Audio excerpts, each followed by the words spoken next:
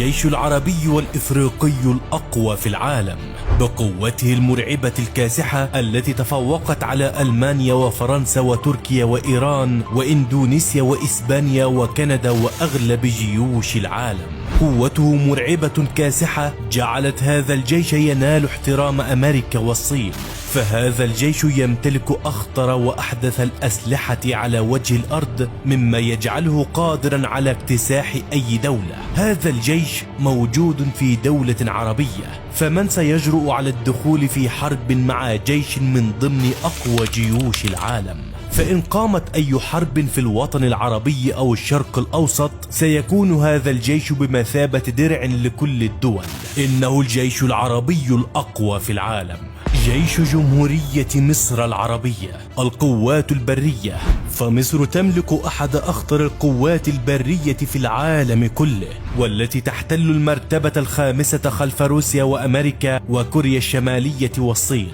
وهي القوة الأخطر في المنطقة وقادرة على اكتساح إسرائيل في أقل من ساعة واحدة ب7,000 دبابة و15,000 مدرعة و1,300 مدفعية حديثة قادرة على تدمير أي عدو طائر، و5,000 مدفع وراجمات صواريخ متنوعة وجهاز كامل مجهز للحرب الإلكترونية العسكرية. القوات الجوية، تمتلك مصر أكبر قوة جوية متنوعة في المنطقة كلها بعدد طائرات وصل إلى 1500 طائرة، وتهيمن مصر وتحكم سماء الشرق الأوسط كله أكثر من إسرائيل حتى، بل إن مصر تملك ضعف قوة إسرائيل الجوية بأكثر من 270 مروحية أباتشي قتالية، بالإضافة إلى طائرات 52 روسية تمسح السماء التي كانت سببا في انتصار الجيش الروسي في أوكرانيا، بالإضافة إلى 100 مطار عسكري موزعين حول كافة أنحاء مصر من الصعيد إلى الدلتا لسيناء.